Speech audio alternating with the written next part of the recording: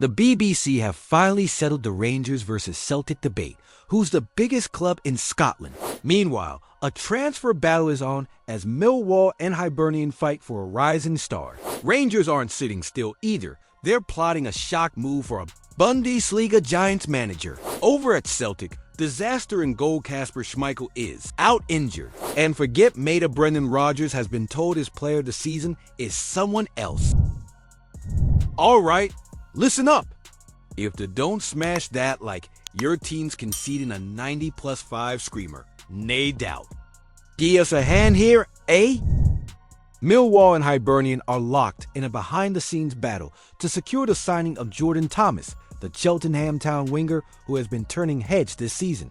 The 23-year-old, who made the leap from non-league Bath City to League Two in February 2024, has been making quite the impression, racking up 6 goals and 5 assists in 40 appearances. Not bad for a lad who was plying his trade in the 6th tier just over a year ago. With only a year left on his contract, Cheltenham might be tempted to cash in while they still can. And that's where Millwall and Hibernian come into play. The English side are keen to bolster Alex Neil's squad after losing Romain Esse to Crystal Palace, while Hibs are chasing European football and need greater squad depth to avoid another embarrassment like they're drubbing at the hands of Aston Villa last time out. The issue? Thomas is hardly an undiscovered gem anymore. Plenty of scouts are tracking it, and his price tag could soar. Are Hibernian willing to break the bank to outbid a championship club? Or will the player fancy Alex Neil's project and the long-term prospect of reaching the Premier League? So, here's the real question. If you were Jordan Thomas, would you move to Scotland to fight for European football? Or stay in England where the money and exposure of the championship are bigger? Let's hear it in the comments. Rangers are reportedly eyeing a sensational move for RB Leipzig boss Marco Rose as they look to bring in a high-profile manager for next season. With the club's stature and ambitions, they're keeping an eye on top-level coaches who might become available this summer. Now, here's where it gets interesting. The club's prospective new owners, 49ers Enterprises, have strong ties with Red Bull, a key investor in Leeds United. That connection could, in theory, help sway negotiations. But let's be real, pulling this off won't be easy. Well-placed sources suggest Rose may not be particularly keen on the job. And if Leipzig do sack him, he won't be short of offers from elsewhere. This news comes amid reports that RB Leipzig are already looking at Crystal Palace's Oliver Glasner to replace Rose. So if he's shown the door, he could find himself in another top job rather than heading to Glasgow.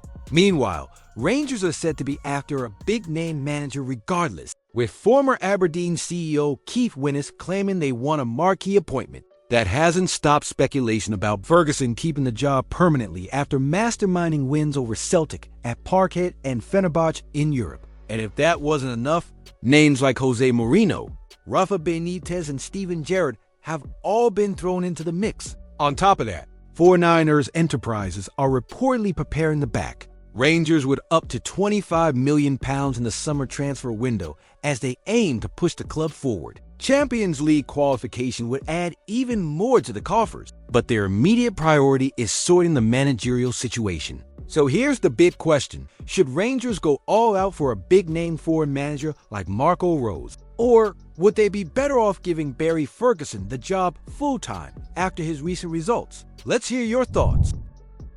Celtic have been dealt a blow between the sticks as Kasper Schmeichel faces weeks on the sidelines after picking up a shoulder injury while on international duty with Denmark. The veteran shot stopper was forced to play through the pain against Portugal after boss Brian Reamer had already used all his substitutes, meaning Schmeichel had to see out the full 90 minutes despite the knock.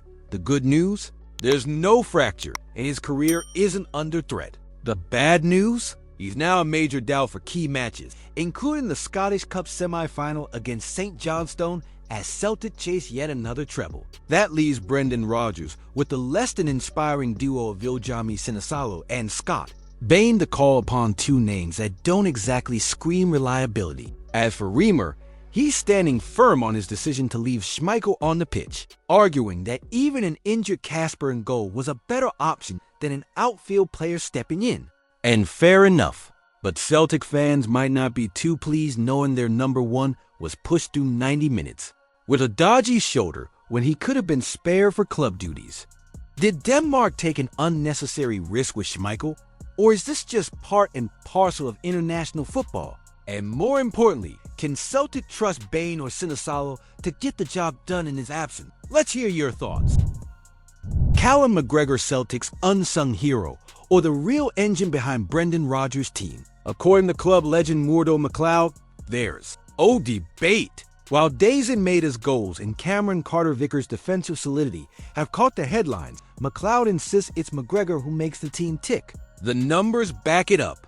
In 44 starts, Celtic have lost just 4 matches with their captain on the pitch. His ability to control the game, dictate the tempo, and now even add goals to his repertoire has made him indispensable. 9 goals this season, including a screamer against Rangers and a clever finish against Kilmarnock. Prove he's more than just a midfield workhorse. And let's not forget, his absence in the recent defeat to Rangers was glaring. McLeod even suggests that missing McGregor was a key factor in the loss. Maybe he's got a point without their captain pulling the strings. Celtic looked lost at times. Has McGregor really been Celtic's best player this season? Or is he just the safest pick because he plays every week? Is he the glue holding the team together? Or are players like Maeda and Carter-Vickers more deserving of the Player of the Season award? Let's hear your thoughts. Well, here we go again, the never-ending debate about which club is bigger, Rangers or Celtic. This time, the BBC have thrown their hat into the ring with a study ranking the biggest football clubs in the UK, using factors like silverware, revenue, social media presence, stadium capacity, and league position. The verdict? Celtic come out on top in Scotland, ranking 5th overall impressively above both Chelsea and Tottenham.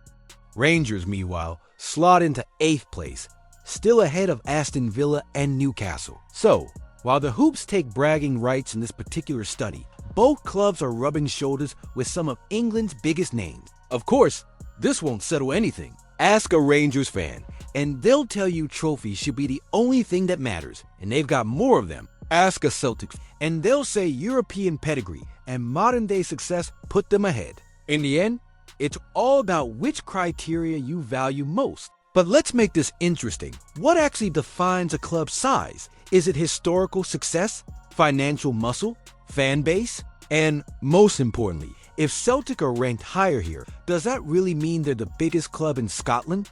Let the debate begin. Comment below what you think about the news. Don't forget to leave a like on the video to help me out. I post videos every day talking about our Scottish football. So if you're not subscribed, you're missing out on the latest news. See you soon.